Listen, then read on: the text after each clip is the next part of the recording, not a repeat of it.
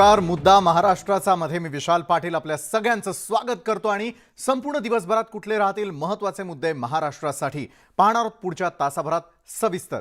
सुरुवातीलाच बातमी आहे कर्नाटकच्या मुख्यमंत्र्यांच्या जतमधील 42 गावांच्या बाबतच्या वक्तव्यावरून जत तालुका पाणीकृती समितीच्या पदाधिकाऱ्यांनी वेगळी भूमिका घेतलेली आहे। कर्नाटकच्या मुख्यमंत्र्यांच्या वक्तव्यानंतर मग महाराष्ट्रामधील सत्ताधारी आणि विरोधकांना जाग आलेली आहे। इतके दिवस पाणी आणि अन्य सुविधा जत तालुक्याला का दिल्या नाहीत असा सवाल उपस्थित करण्यात आलेला आहे। तर महाराष्ट्र सरकारला शेवटची संधी, पाणी द्या नाहीतर आम्ही एनओसीची वाट बघणार नाही, आम्ही थेट कर्नाटकात जाऊ असा इशारा जत तालुका पाणी कृती समितीचे अध्यक्ष सुनील पोद्दार यांनी दिलेला आहे।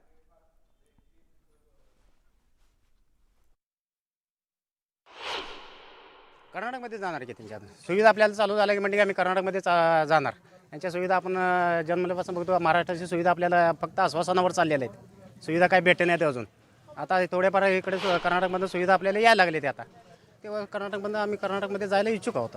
जत तालुका विभाजनचे प्रश्न असू दे, ते 50 वर्ष झालं अजून काय मिटलं नाही। 50 दर विधानसभेला येत्यात म्हैसाळची 6वा टप्पा आम्ही पूर्ण करतो, अजूनपर्यंत 50 वर्ष झालं अजून म्हैसाळची टप्पाच पूर्ण झाला नाही। यंदा कुठलं पण काम पण असू देत, इलेक्शन आला तर येते करून देतो, तुमचं नुसतं ते जेवण करून लिहून जिल्हा परिषद जायला पाहिजे। कुठलं पण काम असलं तर सकाळी गेलं तर संध्याकाळी यायला पाहिजे, एवढं पण हे आहेत। सारखं बस पण नाहीत, सकाळी आला तर संध्याकाळीच बस, मग कर्नाटक जातात सकाळपासून संध्याकाळी येते 10 बस येतात, सारखं 1 तासाने येतात। एक अर्धा तासाला एक एस टी येते कर्नाटकचा।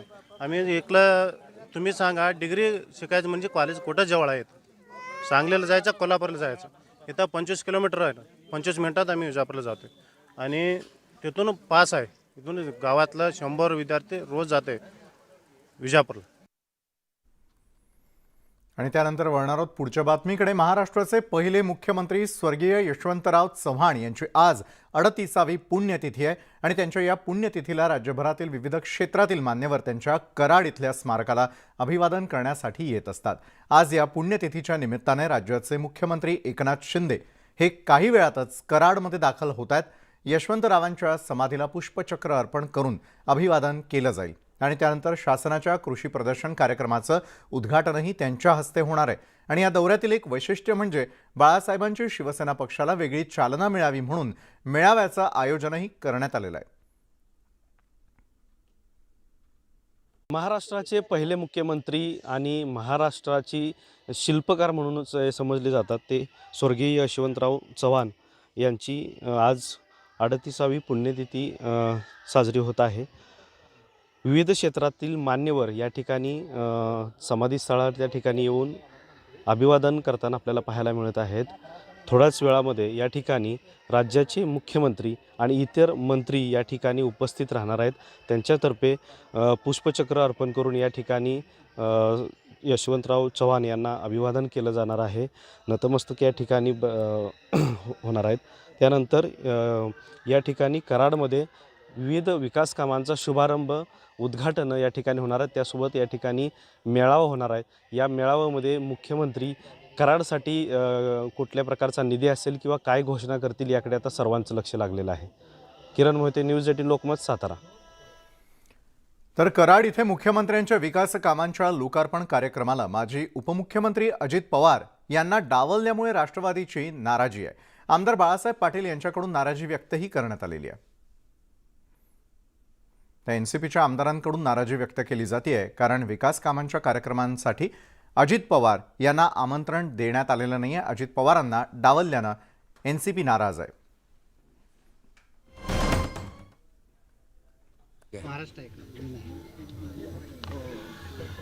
आज या राज्याचे पहिले मुख्यमंत्री आधुनिक महाराष्ट्राचे शिल्पकार यशवंतराव चव्हाण साहेबांची पुण्यतिथी साजरी होती।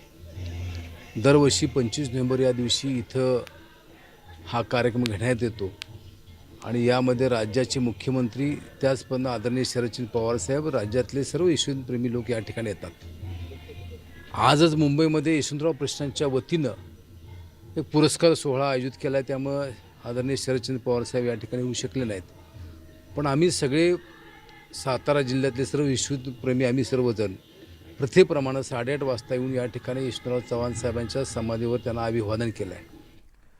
बाळासाहेबांच्या शिवसेना पक्षाचं मुंबईमधील अधिकृत कार्यालयाचं काम जोमानं सुरू आहे. मंत्रालयाजवळ शिवसेनेचं शिवालय हे संपर्क कार्यालय आहे. अगदी त्याच्या शेजारीच हे प्रति शिवालय तयार होत आहे आणि येत्या 5 ते 6 दिवसात त्याचं काम पूर्ण होण्याची शक्यता आहे. तर याच कार्यालयातून बाळासाहेबांची शिवसेना पक्षाचा कारभार सुरू राहणार आहे. दरम्यान या कार्यालयाबाबत मोठी गुप्तता पाळली जाते आणि विशेष म्हणजे दादर शिवसेना भवनासमोर जसं कार्यालय होत आहे त्याचप्रमाणे शिवालयाच्या बाजूला एक बंगला सोडून हे भव्य कार्यालय होत आहे.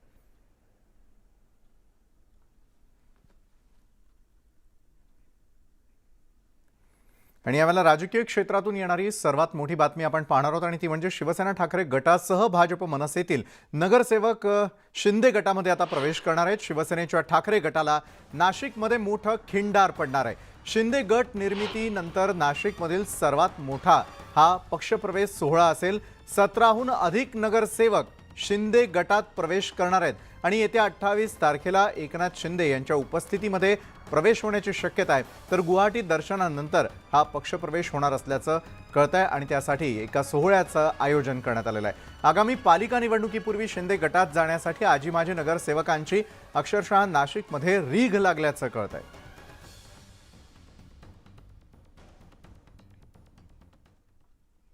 स्वतंत्र मराठवाडा राज्याच्या संवाद परिषदेला मोठा विरोध होताना दिसतोय आणि संवाद परिषदेचे बॅनर अज्ञात लोकांनी फाडले आहेत. गुणरत्न सदावर्ते यांचे फोटो असलेले बॅनर्स फाडण्यात आलेले आहेत. उस्मानाबाद जिल्हा परिषदेच्या यशवंतराव चव्हाण सभागृहासमोरील बॅनर फाडण्यात आले. तर आज दुपारी 4 वाजता ही संवाद परिषद होणार असली तरी त्याला मोठा विरोध होतोय.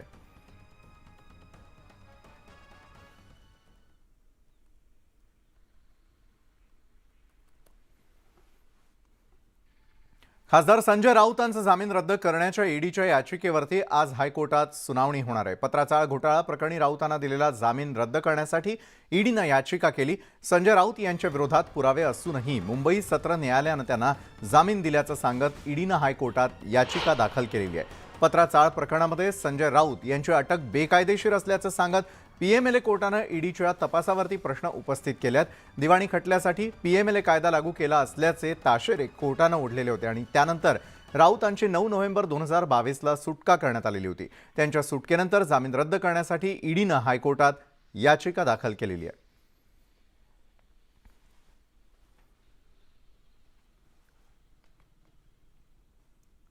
तर आज राऊतांना जामीन जो आहे तो मिळणार की रद्द होणार, हायकोर्ट नेमका कुठल्या प्रकारचा निर्णय देणार याकडे सगळ्यांचं लक्ष लागून आहे. आमचे प्रतिनिधी प्रशांत बाग या संदर्भात अधिक माहिती देतात. प्रशांत, हायकोर्टाच्या निर्णयाकडे आज खरं तर लक्ष लागून आहे. जामीन रद्द करण्यासाठी ईडीनं आपली याचिका दाखल केलेली होती. अजिंक्य, आपल्याला माहिती आहे की 21 तारखेलाच जस्टिस भारती डांगरे यांच्या कोर्टानं नॉट बिफोर मीचा शिक्का मारला. आणखी MS कर्डिक यांच्या पीठासमोर सुनावणी घेण्याचा निर्णय झाला. आज ती सुनावणीला सुरुवात होते, दिलेली तारीख. कारण ईडीनं ज्या पद्धतीनं या संजय राऊत यांना जामीन कोर्टानं मंजूर केला, देशपांडे यांच्या कोर्टानं, आणखीन त्या जामिनाला कडाडून विरोध केलाय. आज पुन्हा एकदा त्या जामिनाच्या विरोधामध्ये ईडी कोणत्या प्रकारचं आर्ग्युमेंट करते. कारण जवळपास 1 तास जामीन अर्जावरच सुनावणी कोर्टात झाली होती. 1 महिना झालेली सुनावणी, आणखीन 1 महिना झालेल्या सुनावणी आणि त्यातला काही अंश आता सांगायचं आहे. म्हणजे एक मिनी ट्रायल म्हणता येईल अशा प्रकारची सुनावणी जामीन अर्जावर झाली होती. Sanjay Raut high profile matter आहे, शिवसेना नेते, राजकीय वास आहे. त्यातल्या त्यात निकालपत्रामध्ये, जामिनाच्या निकालपत्रामध्ये अत्यंत तपास यंत्रणेवर, ईडीवर कोर्टानं ओढलेले कोरडे ताशेरे, या सगळ्या पार्श्वभूमीवर आज हायकोर्टात होणारी सुनावणी ही सगळ्यात महत्वाची आहे. संजय राऊत यांना मिळालेला दिलासा कायम राहणार का हायकोर्ट स्वतःचं काही वेगळं निरीक्षण नोंदवू शकते, अशा प्रकारची चर्चा अजूनही ऊत घेते. पण एक महत्वाचं आहे की पीएमएलए कोर्टानं किंवा जस्टिस देशपांडे यांच्या निकालामध्ये ज्या पद्धतीनं खुले कडक ताशेरे ओढले गेलेले आहेत, यामुळे तपास यंत्रणेवर प्रश्नचिन्ह नक्कीच उपस्थित झाले. नक्की त्या संजय राऊतांच्या जामिनावरती सुनावणी आहे आणि त्याकडे सगळ्यांचं लक्ष आहे. धन्यवाद दिलेल्या माहितीसाठी. आज चंद्रकांत दादा पाटील आणि अजित दादा पवार कालवा समितीच्या बैठकीसाठी पहिल्यांदाच एकत्र येणार आहेत. पालकमंत्री बदलल्यापासून अजित पवार एकाही बैठकीला नव्हते. मात्र अजित पवार पालकमंत्री असताना चंद्रकांत पाटीलही फिरकत नव्हते. पुण्याच्या प्रश्नांच्या बैठकीवरती पहिल्यांदाच दोन्ही दादा मात्र एकत्र येणार आहेत. पुण्याच्या प्रश्नांवरती या बैठकीमध्ये दोन्ही दादा चर्चा करताना दिसतील.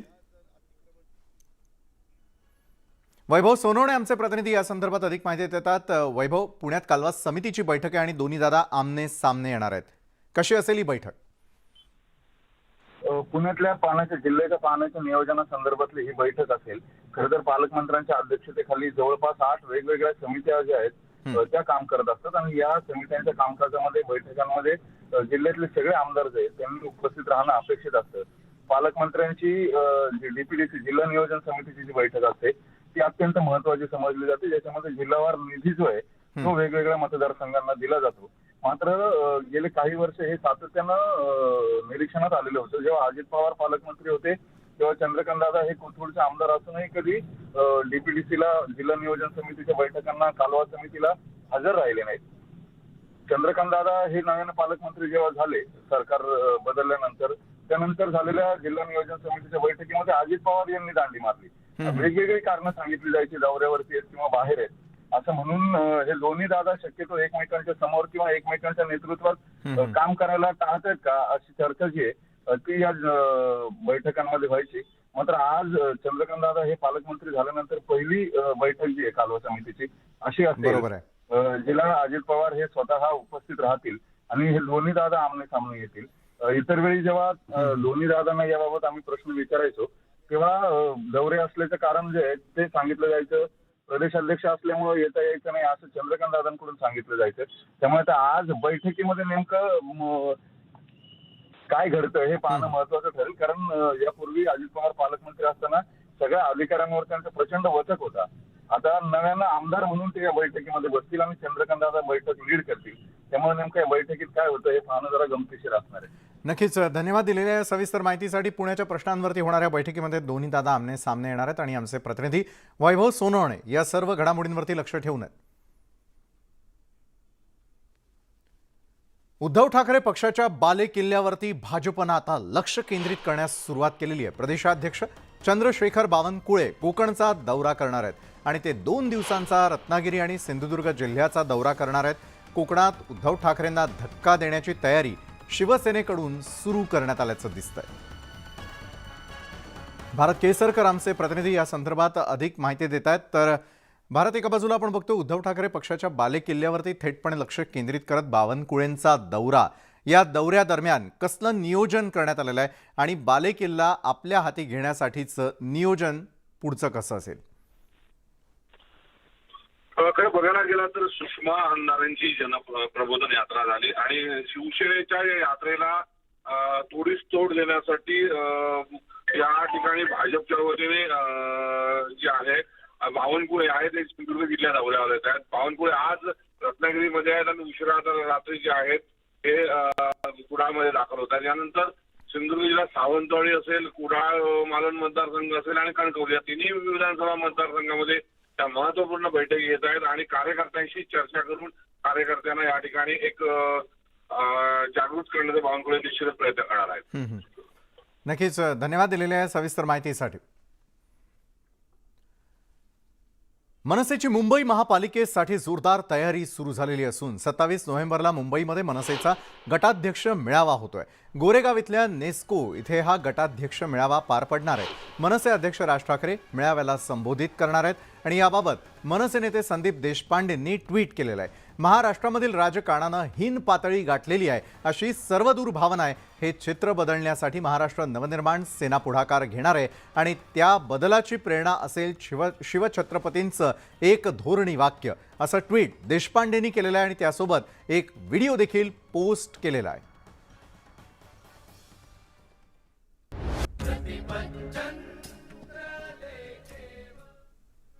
आणि यावेळेला संजय राऊत बोलताय, थेट जाऊयात.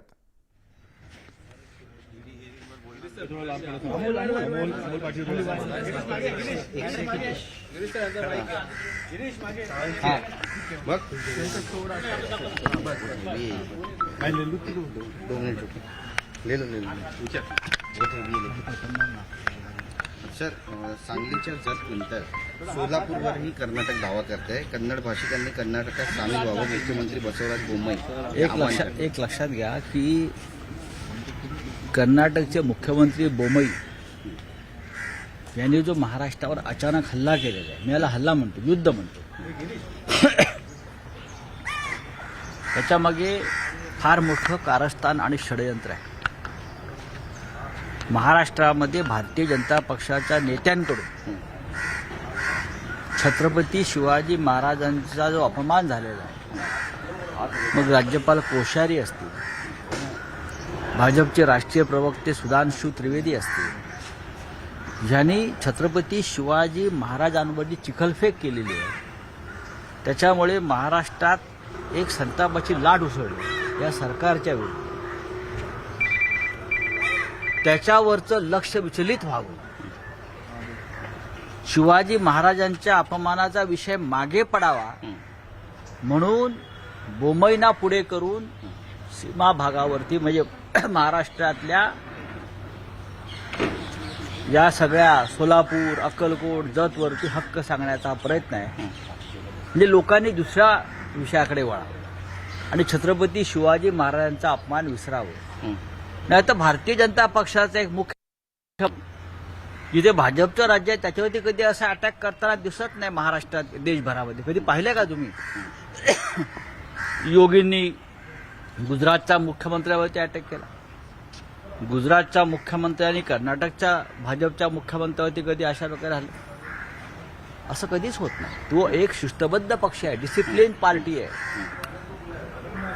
त्याच्यामुळे कर्नाटकचे भाजपचे मुख्यमंत्री महाराष्ट्राच्या भाजपच्या मुख्यमंत्री उपमुख्यमंत्र्यावरती अशा प्रकारे बोलणं हे ठरलेलं स्क्रिप्ट आहे. महाराष्ट्रातून शिवाजी महाराजांचा जो विषय चाललाय अपमानाचा, त्याच्यापासून लोकांचं चित्त दूर करावं, विचलित करावं, संताप कमी करावा आणि ह्या विषयाकडे वळावं, यासाठी कर्नाटकच्या मुख्यमंत्र्यांना लिहून दिलेले स्क्रिप्ट आहे. महाराष्ट्राची 1 इंचही भूमी सरकार सोडून द्या, ते काय म्हणतात ते, तुमच्यात हिंमत नाही, तुम्ही दुबळे आहात. शिवसेना आहे इथे. बाळासाहेब ठाकरेंनी 3 महिने तुरुंगवास भोगला आणि शिवसेनेने 69 हुतात्मे दिले. आणखीन हुतात्मे द्यावे लागले तरी आम्ही देऊ आणि तुरुंगात जाऊ. आम्हाला तुरुंगाचे भीती. बघूया ना का 1 इंच काय, 1/20 सुद्धा देणार नाही. तुम्ही एक लक्षात घ्या, महाभारत याच गोष्टीमुळे घडलंय. हे महाराष्ट्राचं नवं महाभारत घडू शकतं. मुख्यमंत्री आणि उपमुख्यमंत्र्यांच्या बोलण्यावरती या महाराष्ट्राचा विश्वास नाही या खोके सरकारवरती. यांना खोके दिले काय गप्प बसतील, महाराष्ट्राला विसरतील, पण शिवसेना विसरणार नाही. सर, तुम्ही म्हणताय की स्क्रिप्टेड, स्क्रिप्ट रायटर नेमकं कोण वाटतं? दुसरं कोण असणार? जेव्हा जेव्हा महाराष्ट्रामध्ये असे विषय निर्माण होतात तेव्हा काहीतरी एक वेगळा विषय काढला जातो. जेव्हा राज्यपालांनी मुंबई ठाण्यातल्या मराठी माणसाचा अपमान केला की जर गुजराती आणि मारवाडी समाज इथून निघून गेला तरी मुंबई आर्थिक राजधानी राहणार नाही, मराठी माणसाला कोण उचलणार, तेव्हाही गोंधळ झाला. तेव्हा लक्ष विचलित करण्यासाठी संजय राऊतांना अटक झाली. यांची सगळे स्क्रिप्ट तयार असते. आताही तसंच आहे. छत्रपती शिवाजी महाराजांचा अपमान लोकांनी विसरावं म्हणून सीमा भागाचा विषय वेगळ्या पद्धतीने काढून महाराष्ट्रावर हक्क सांगण्यात आला. तुम्ही किती कारस्थानं केली तरी महाराष्ट्राची जनता हे सहन करणार नाही. शिवाजी महाराजांचा अपमान, त्याच्या विरुद्ध उद्धव ठाकरे साहेबांनी काल रणशिंग फुंकलेला आहे आणि सगळ्यात मोठ्या लढाईसाठी महाराष्ट्राच्या आम्ही तयार आहोत आणि ती लढाई कोणत्याही थराला जाईल. सर, हिंदी में जानना चाहिए, कर्नाटक के जो सीएम है उन्होंने वो स्क्रिप्टेड है, जो हिंदी भाषिक है, हाँ, कर्नाटक भाषिक जो है उन्होंने कर्नाटक में शामिल होना चाहिए. उसके महाराष्ट्र में कोई कर्नाटक भाषिक नहीं है. महाराष्ट्र में बहुत बॉर्डर के स्टेट है जहाँ लोग तेलुगु भी बोलते हैं, मराठी भी बोलते हैं, कन्नड़ भी बोलते हैं और हमारा किसी से कोई झगड़ा नहीं. हमारे लोग हैं सब. हमारा कर्नाटक से व्यक्तिगत रूप से कोई झगड़ा नहीं. ये मानवता की लड़ाई है, ये मानवता की और संस्कृति की लड़ाई है. वहाँ के लोग सालों साल से बेलगांव कारवार के लोग मराठी भाषी का महाराष्ट्र में आना चाहता है, उनके ऊपर अन्याय हुआ. ये मानवता की लड़ाई. ये कोई कर्नाटक के हमारे जो भाई है उनके साथ लड़ाई नहीं है, ना सरकार से लड़ाई है. ये न्याय की लड़ाई है. बहुत दिनों से चल रहा था, लेकिन अभी क्यों नहीं सामने- इसलिए कि महाराष्ट्र में छत्रपति शिवाजी महाराज का अपमान जिस तरह से हुआ है राज्यपाल कोश्यारी जी की तरफ से और राष्ट्रीय प्रवक्ता जो है बीजेपी के मिस्टर त्रिवेदी सुधांशु त्रिवेदी ने जिस प्रकार की भाषा की, उससे महाराष्ट्र के लोगों के मन में एक चीड़ है।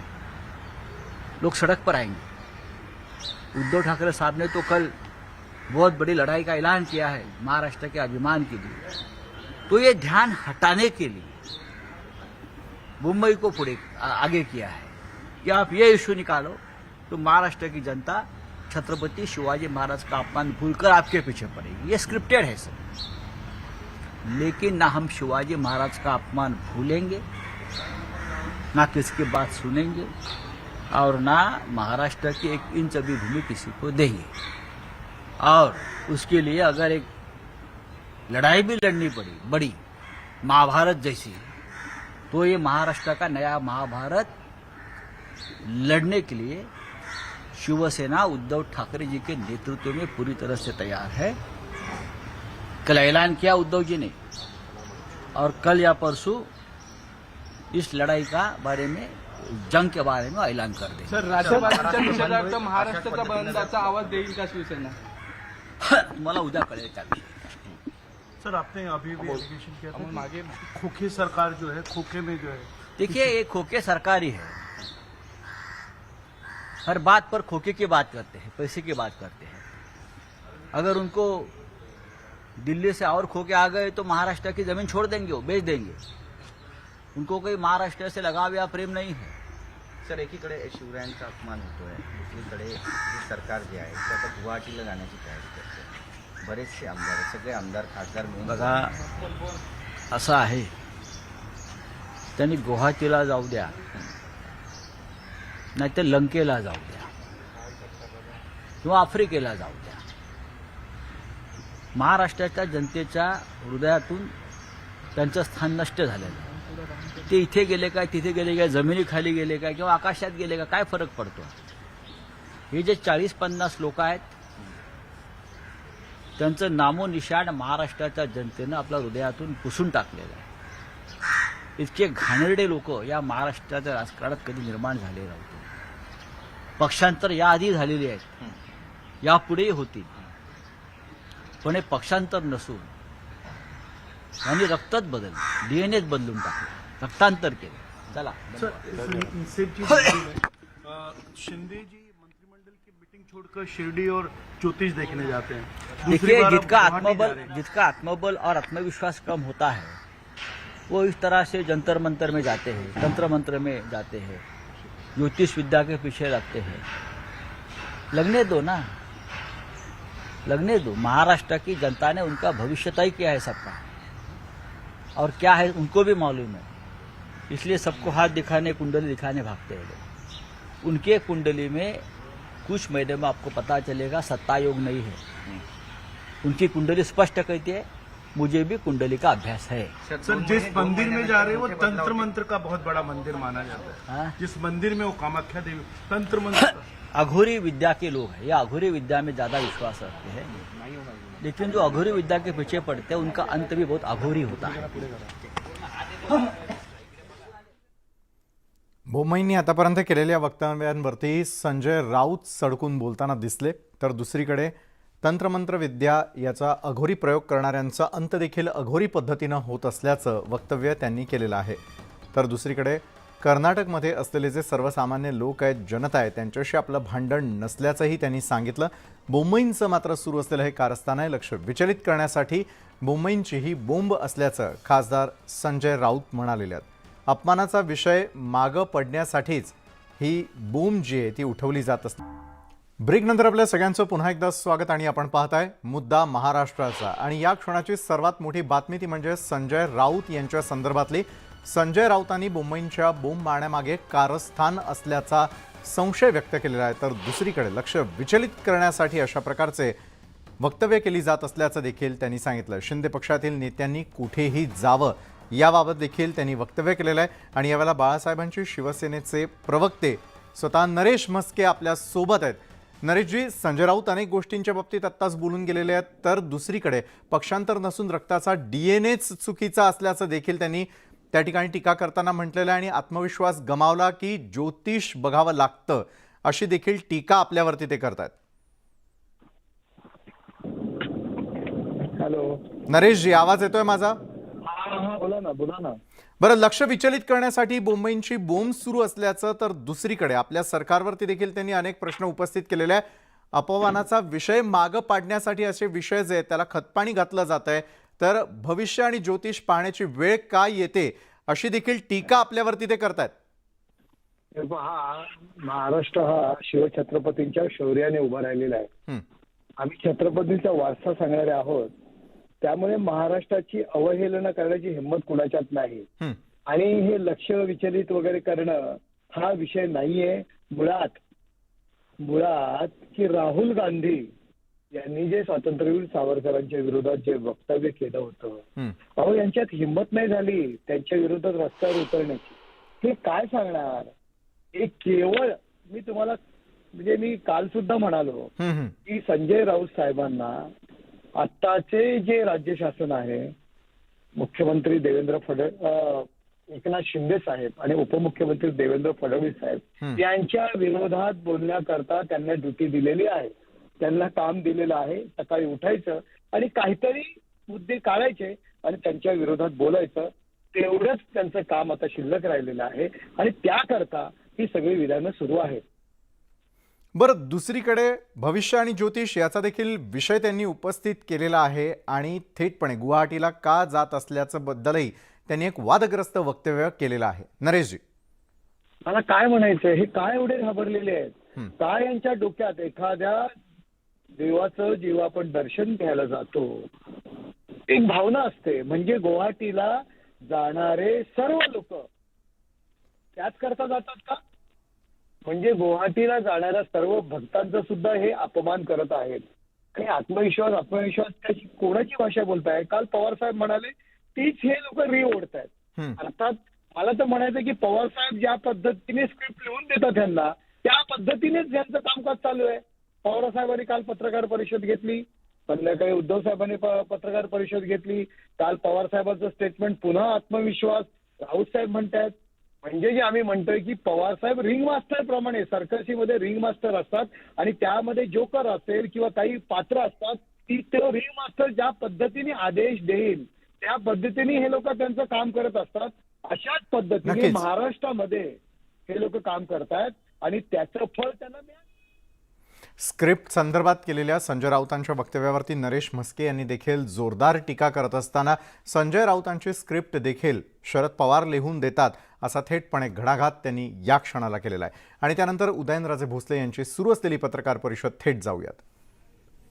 महाराज, राऊत असे म्हणाले आहेत की सीमा प्रश्नाचा प्रश्न आता पुन्हा एकदा उकरून काढलेला आहे. त्याच्या पाठीमागं राजकारण असं आहे की राज्यपालांनी जे विधान केलेलं आहे शिवाजी महाराजांच्या संदर्भात त्याला कुठेतरी पडावं म्हणून एक तुम्ही लक्षात घेतलं पाहिजे.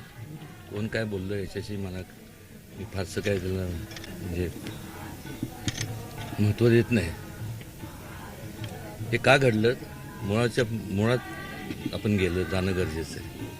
ज्यावेळेस जी महाजन कमिटी नेमण्यात आली होती त्यांनी केलेल्या ह्या चुका आहेत. हे आज आपल्याला सर्वांना कर्नाटक असेल महाराष्ट्र असेल हे जे सीमा प्रश्न आहे हे त्यांच्यामुळे निर्माण झाला आहे. केंद्र शासनाने दोन्ही शासनाचे प्रमुखांना बोलून एक समन्वय असं एक मीटिंग घ्यावी आणि त्यातनं मार्ग निश्चितपणे काढता येईल. त्यावेळेस असं ठरलं होतं की भाषावार म्हणजे जिथं हे तसं ते हे विभाजन म्हणजे त्या राज्यात तिथे गावं गेले पाहिजे. तसं घडलेलं काय दिसत नाही. त्यामुळं वेळ जरी म्हणजे उशीर जरी झाला असेल तर दुरुस्त आपल्याला करता येतं. राज्यपालांनी भूमिका मांडलेली होती त्याच्यानंतर आपण थेट पहिल्यांदा बोलला होता. आता राज्यपालांना केंद्राने देखील बोलवून घेतलं आहे. मुख्यमंत्र्यांनी सुद्धा नाराजी व्यक्त केलेली आहे. तो विषयच असा आहे आणि त्या विषयावरती मी जे काय बोलायचं काल बोललोय. 28 तारखेला मी बोलणार आहे सविस्तर. त्या आता मी त्या विषयी काय बोलणार नाही. तर शिवरायांच्या अपमानासंदर्भातल्या वक्तव्याबद्दल मी आधीच बोललेलो आहे आणि येत्या 28 तारखेला पुन्हा एकदा या संदर्भामध्ये आपण आपली भूमिका स्पष्ट करणार असल्याचं उदयनराजे भोसले यांनी माध्यमांशी बोलताना सांगितलेलं आहे. साताऱ्यामध्ये ते दाखल झालेले आहेत. यशवंतराव चव्हाण यांचा स्मृतिदिन साजरा होतोय आणि उदयनराजे समाधीस्थळी दाखल झाले आणि त्या ठिकाणीच त्यांनी माध्यमांशी हा संवाद साधला आहे. तर उदयनराजे प्रीती संगमावरती दाखल झालेले होते त्यावेळेची आपण ही दृश्य पाहतोय. प्रीती संगमावरती दाखल झाल्यानंतर स्मृतिदिनाचं औचित्य साधत उदयनराजे त्या ठिकाणी दाखल झाल्यानंतर समाधीस्थळाचं त्यांनी दर्शन घेतलेलं आहे. यशवंतराव चव्हाण यांचा स्मृतिदिन आहे आणि त्याच प्रसंगाला उदयनराजे भोसले हे देखील उपस्थित होते. यशवंतराव चव्हाण यांच्या स्मृतिदिनाच्या निमित्तानं ते प्रीती संगमावरती दाखल झालेले आहेत. साताऱ्यातली ही दृश्य आपण पाहतोय.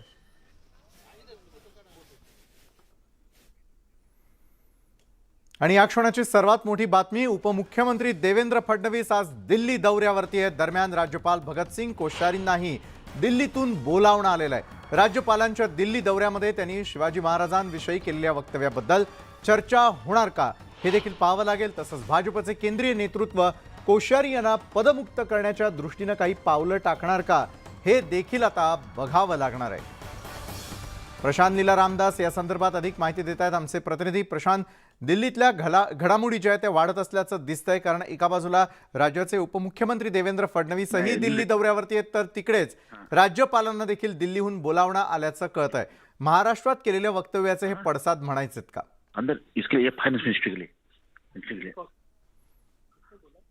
प्रशांत, माझा आवाज येतोय आपल्यापर्यंत? दोघांच्याही दिल्लीवारीनं चर्चांना चांगलंच उधाण आलेलं आहे. देवेंद्र फडणवीस आणि राज्यपाल भगतसिंग कोश्यारी यांना देखील ते दिल्लीमध्ये दाखल झालेले आहेत आणि दिल्लीमध्ये मात्र आज कोणत्या घडामोडींवरती त्यांचं लक्ष असेल हे देखील लवकरच कळेल. राज्यपाल भगतसिंग कोश्यारीही आज दिल्लीमध्ये दाखल आहेत. संपूर्ण रात्र विविध स्टेशन्सवरती घालवल्यानंतर अखेर आता कोकण रेल्वेनं प्रवास करणाऱ्या प्रवाशांना दिलासा मिळालाय. रत्नागिरीमध्ये कोकण रेल्वे विस्कळीत झालेली होती. दिवाणखवटी ते विन्हेरे स्टेशन दरम्यान ओव्हरहेड वायर तुटल्यानं मध्यरात्री 1 वाजल्यापासून कोकण रेल्वेवरील वाहतूक विस्कळीत झाली होती. त्यामुळे महत्त्वाच्या एक्सप्रेससह सर्वच गाड्या 4 ते 5 तासांपासून खोळंबल्या होत्या. कोकण रेल्वेवरील सर्व गाड्या इलेक्ट्रिक इंजिनवरती धावत असल्यानं रेल्वेचा मोठा खोळंबा झाला. सर्व गाड्यांमधील प्रवासी रात्रभर विविध स्थानकांमध्ये अडकून पडलेले होते. उद्योगमंत्री उदय सामंत हे सुद्धा रेल्वेनं प्रवास करत होते. सर्व रेल्वे रखडल्यानं त्यांचाही दौरा रद्द करण्यात आला. दरम्यान आता डिझेल इंजिन बोलावून या गाड्या पुढे काढण्यात येत आहेत. त्यामुळे विस्कळीत झालेली वाहतूक हळूहळू पूर्वपदावरती येते. ठाण्याला पकडली. ठाण्याला सुद्धा इट्सल्फ 10 मिनटं लेट झालेली ट्रेन आणि आता इथे गेल्या 25 ते 30 मिनटापासून गाडी थांबलेली आहे. ॲक्च्युली क्लिअरिटी नाही आहे पुढे काय झालं, कोण म्हणते वायर तुटलेली आहे ओव्हरहेड किंवा काय प्रॉब्लेम आहे नक्की कळत नाही. प्रॉब्लेम सॉल्व्ह न केल्यामुळे आता गाडी इथे 1.5 ते 2 तास डिटेन होणार आहे. तर प्रत्येक प्रवाशाला त्रास आहे ना. आणि दुसरी गोष्ट की वीर या स्टेशनला उभी केल्यामुळे इथे काही खाण्यापिण्याची, चहा पिण्याची कशाचीच सोय नाही आहे. ॲटलिस्ट त्यांनी इथे माणगाव किंवा त्याच्या अलीकडच्या स्टेशनलाच उभी करायला हवी होती. प्रवाशांना कितीतरी त्रास होणार आहे या गोष्टींचा. मी चाललो आता कुडाळला. आता जवळजवळ अर्धा तास होऊन गेला, काम झालं. रिझन समजलं कुठेतरी ओव्हरहेड वायर तुटली आहे म्हणून, पण त्याला किती वेळ लागेल काय अजून काही सांगितलं नाही आहे आम्हाला. विचारा हा थोडा वेळ जाईल, थोड्या सुट्या एवढंच सांगत आहेत, पण बाकी अजून काय किती वेळ लागेल काही अंदाज नाही. तर खोळंबलेल्या ज्या गाड्या होत्या त्या पुन्हा एकदा रुळावरती येत असल्याचं दिसतंय. मात्र अजूनही धीम्या गतीनं हे सगळं काम सुरू असल्याचं कळत आहे. खोळंबलेल्या गाड्या जरी पुन्हा एकदा पूर्ववत होण्याच्या मार्गावरती असल्या तरी देखील याला आणखी काही वेळ जो आहे तो लागणारच आहे. तर दुसरीकडे काही प्रवाशांनी दिलेल्या प्रतिक्रिया आपण ऐकल्या की प्रवाशांचे मोठ्या प्रमाणामध्ये हाल होत आहेत. तर पुन्हा एकदा कोकण रेल्वे रुळावरती येण्यासाठी किती वेळ लागतो, कारण डिझेलच्या इंजिनच्या मदतीनं या गाड्या पुढे नेल्या जात असल्याचं कळत आहे. कोकण रेल्वे वाहतूक हळूहळू पूर्वपदावरती येते. तर कोकण रेल्वेची वाहतूक खोळंबल्यामुळे अनेक प्रवाशांचा या ठिकाणी खोळंबा झालेला होता.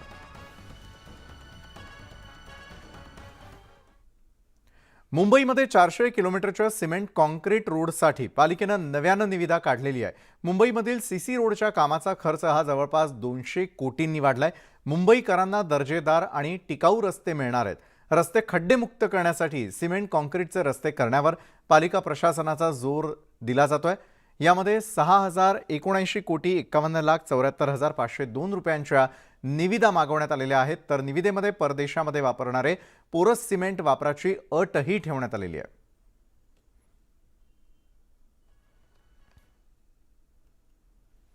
पुणे जिल्ह्यामधील ग्रामीण प्रवाशांसाठी आता मोठी बातमी, कारण उद्यापासून म्हणजेच 26 नोव्हेंबरपासून पुण्यामधील ग्रामीण भागातील 11 मार्गांवरील PMPLची वाहतूक सेवा बंद होणार आहे. तर ग्रामीण भागातील सुरू केलेल्या कमी उत्पन्न होत असलेल्या हा मोठा निर्णय घेण्यात आलेला आहे. तर पिंपरी चिंचवड शहरात जादा बसेस सोडण्याचा निर्णय घेण्यात आला आहे. त्यामुळे दररोज प्रवास करणाऱ्या नागरिकांना याचा त्रास सहन करावा लागेल. त्यामुळे ग्रामीण भागातील प्रवासी काय भूमिका घेणार हे देखील पाहावं लागणार आहे. भिवंडीमध्ये भाजपच्या माजी नगरसेवकावरती प्राणघातक हल्ला करण्यात आल्याची घटना घडली. 20 ते 25 जणांच्या टोळक्यानं हा हल्ला केला. हल्ल्याची ही घटना CCTV कॅमेऱ्यामध्ये कैद झालेली असून अंतर्गत वादातून हा हल्ला झाल्याची माहिती आहे. शहरामधील लाहोटी कंपाऊंड परिसरामध्ये भाजपचे माजी नगरसेवक नित्यानंद नाडर यांच्यावरती हा प्राणघातक हल्ला करण्यात आला. हल्ल्यामध्ये नाडर यांच्या डोक्याला आणि तोंडाला मार लागलेला असून त्यांच्या गाडीचंही मोठं नुकसान झालंय. नाडर यांच्यावरती रुग्णालयामध्ये उपचार सुरू असून पोलिसांकडून हल्लेखोरांचा शोध सुरू आहे. दरम्यान एका संशयिताला पोलिसांनी ताब्यात घेतल्याची माहिती आहे. हे अंतर्गत पार्टीचा विषय आहे. पार्टीमध्ये लॉबिंग चालू आहे आणि म्हणून हे अटॅक झाला आहे माझ्यावर. आणि याचा अंदाज मला होताच, म्हणून मी पहिलेपासूनच सांगून ठेवलं आपल्या वरिष्ठांना. तरी माझ्यावर आज अटॅक झाला आहे. नित्यानंद नाडार हे त्यांच्या ऑफिसपासून लाहोटी कंपाऊंडहून बाहेर पडत असताना त्यांच्या गाडीवर दगड मारलेले आहे आणि त्यांना लोखंडी रॉडने मारलेलं आहे. त्या संदर्भात आम्ही जबाब घेऊन पुढील कारवाई करत आहोत. सध्या अजून काही माहिती निष्पन्न नाही. माहिती देऊ.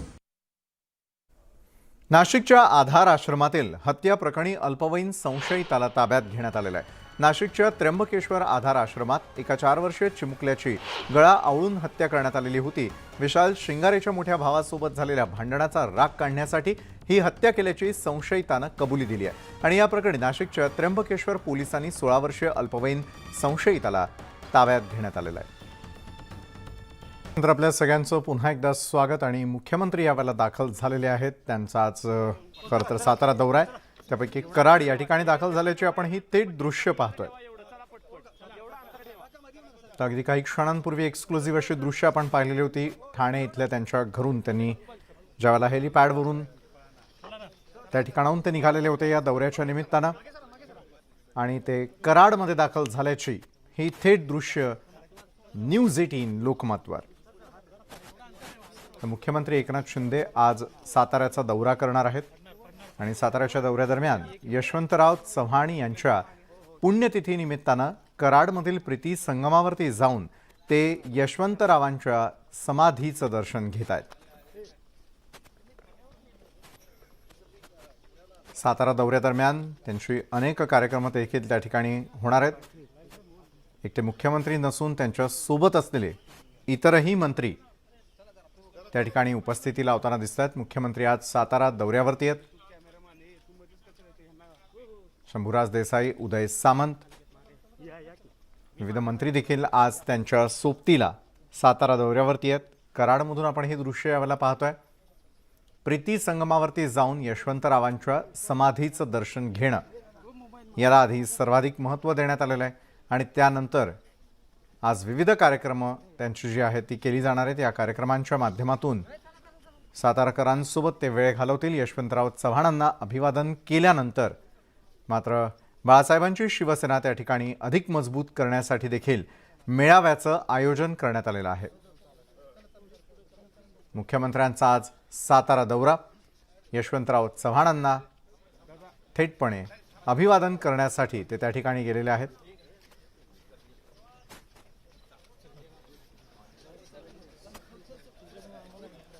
त्या ठिकाणी आपण दृश्यांमध्ये पाहिलं की एक युवकही त्यांच्या भेटीसाठी आलेला होता. युवकाला पुन्हा एकदा त्यांनी बोलावून घेतलं. त्याच्या हस्ते पुष्पगुच्छ घेण्यात आलेला होता. यशवंतराव चव्हाणांची 38वी खरं तर पुण्यतिथी आणि त्याच निमित्तानं आज भरघोस कार्यक्रमांचं आयोजन सातारा दौऱ्यादरम्यान करण्यात आलेलं आहे. यशवंतरावांच्या समाधीला सगळ्यात आधी ते अभिवादन करतील, स्मृतिस्थळाला भेट देत आहेत आणि त्या ठिकाणची ही थेट दृश्य केवळ न्यूज 18 लोकमतवरती आपण या क्षणाला पाहतोय. यशवंतराव चव्हाणांची 38वी पुण्यतिथी आहे आणि त्याचं औचित्य साधून यशवंतरावांच्या समाधीला अभिवादन करण्यासाठी मुख्यमंत्री अगदी काही क्षणांपूर्वी ठाण्याहून थेटपणे साताऱ्याला रवाना झालेले होते. कराडमध्ये ते पोहोचलेले आहेत आणि स्मृतीस्थळाला भेट देत आहेत. ते स्मृतीस्थळाच्या दिशेने त्यांचा प्रवास सुरू झालेला आहे आणि हीच दृश्य आपण न्यूज 18 लोकमतवर पाहतो आहोत. प्रीती संगमावरती ते दाखल झालेले आहेत. यशवंतरावांच्या समाधीचं दर्शन अगदी काही क्षणात त्यांच्या हस्ते होणार आहे. पुष्पचक्र अर्पण करणार होते मुख्यमंत्री आणि मुख्यमंत्र्यांसोबत असलेले इतर मंत्रीही आणि त्याची संपूर्ण तयारी समाधी स्थळावरती झाल्याचं आमच्या दुसऱ्या कॅमेऱ्यातून टिपलेली दृश्य आपण यावेळेला पाहतोय. तर मुख्यमंत्री अखेर त्या ठिकाणी दाखल झालेले आहेत आणि बाळासाहेबांची शिवसेना याला देखील मजबूत करण्यासाठी आज एका महत्त्वपूर्ण मेळाव्याचं मुख्यमंत्र्यांच्या उपस्थितीमध्ये आयोजन करण्यात आलेलं आहे. पुष्पचक्र अर्पण करताना मुख्यमंत्री आणि इतर मंत्री आपण यावेळेला पाहतोय. ते यशवंतरावांच्या समाधीला अभिवादन केलेलं आहे मुख्यमंत्र्यांनी आणि त्यांच्या सोबत असलेल्या इतर मंत्र्यांनीही. यशवंतराव चव्हाणांची 38वी पुण्यतिथी आहे आणि त्याचंच औचित्य साधत मुख्यमंत्री आज सातारा दौऱ्यावरती. कराड या ठिकाणी ते दाखल झालेले आहेत. कराड या ठिकाणी यशवंतराव चव्हाणांच्या 38व्या पुण्यतिथीच्या निमित्तानं त्यांनी स्मृतीस्थळाला भेट दिलेली आहे. स्मृतीस्थळावरती जाऊन पुष्पचक्र अर्पण केलं आणि अभिवादन त्यांनी केलेलं आहे.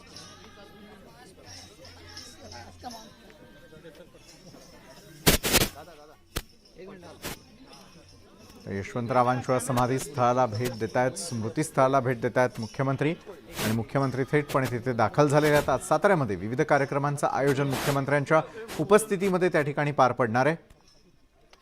आजूबाजूच्या परिसराची देखील मुख्यमंत्री माहिती घेताना दिसतात. 38वी पुण्यतिथी त्या निमित्तानं नियोजित कार्यक्रमांचा दौरा मुख्यमंत्र्यांचा आहे. कराडच्या प्रीती संगमावरती त्यांनी भेट दिलेली आहे पुण्यतिथीच्या निमित्तानं. 38वी पुण्यतिथी आहे यशवंतरावांची आणि यशवंतरावांच्या स्मृतीस्थळाला त्यांनी जाऊन पुष्पचक्र देत अभिवादन केलेलं आहे.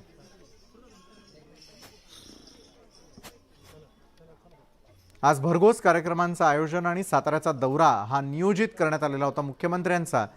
त्यामुळे आज साताऱ्यामध्ये कुठल्या महत्त्वाच्या विषयांवरती ते बोलतात, बाळासाहेबांची शिवसेना पक्ष आणखी मजबूत करण्यासाठी मेळाव्यादरम्यान ते कुठले महत्त्वाचे मुद्दे उपस्थित करतात हे आपल्याला आज दिवसभर पाहायला मिळणार आहे. केवळ न्यूज 18 लोकमतवर. तर यशवंतराव चव्हाणांच्या 38व्या पुण्यतिथीच्या निमित्तानं थेटपणे समाधी स्थळावरती दाखल झालेले आहेत मुख्यमंत्री.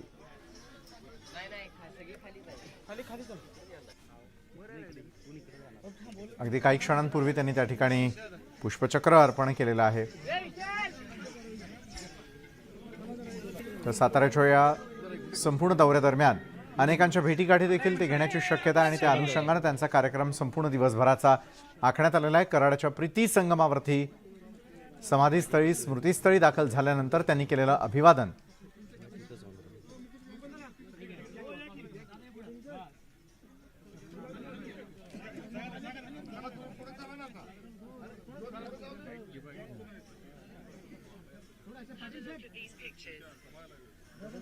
त्यानंतर ते आज माध्यमांशी बोलतात का, सध्याचे असलेले जे तापलेले अनेक विषय आहेत त्याविषयी देखील ते आज बोलणार का, यावरती देखील न्यूज 18 लोकमतची पूर्ण नजर असेल. कारण बसवराज बोम्मई यांनी उपस्थित केलेला मुद्दा आणि त्यानंतर जत तालुक्यातील पाणी प्रश्न या मुद्द्यावरती देखील मुख्यमंत्र्यांची प्रतिक्रिया येणं हे अपेक्षित आहे. आज जरी ते कराडच्या दौऱ्यावरती असले तरी देखील या प्रश्नांची उत्तरं ते त्या ठिकाणी देतात का. जत तालुक्यामध्ये असलेले जे सर्व नागरिक आहे त्यांनी देखील थेटपणे पाणी प्रश्न आमचा मिटवला नाही तर कर्नाटकमध्ये आम्ही जाणार असल्याचं म्हटलेलं होतं आणि त्या अनुषंगानं जत तालुक्यातील या सर्व नागरिकांना आश्वासन ते देतात का, याकडेही लक्ष. कराडच्या प्रीती संगमावरून थेट न्यूज 18 लोकमत लाईव्ह आपण यावेळेला पाहतोय. यशवंतराव चव्हाणांची 38वी पुण्यतिथी आणि पुण्यतिथीच्या ठिकाणी मुख्यमंत्री दाखल झाले. अभिवादन त्यांनी केलेलं स्मृतीस्थळावर जाऊन आणि त्यानंतर भरघोस कार्यक्रमांचं आयोजन मुख्यमंत्र्यांच्या उपस्थितीमध्ये आज साताऱ्यात करण्यात आलेलं आहे. कराड या ठिकाणचा प्रीती संगम आहे ज्या ठिकाणी यशवंतरावांचं स्मृतीस्थळ उभारण्यात आलेलं होतं आणि स्मृतीस्थळावरती जाऊन ते नतमस्तक तर झालेलेच आहे आणि त्याचबरोबर पुढच्या काळामध्ये आता ते नेमकं काय बोलतात आज दिवसभरामध्ये अनेक प्रतिक्रिया देखील त्यांच्या या दौऱ्यादरम्यान येण्याची शक्यता निश्चितच नाकारता येत नाही.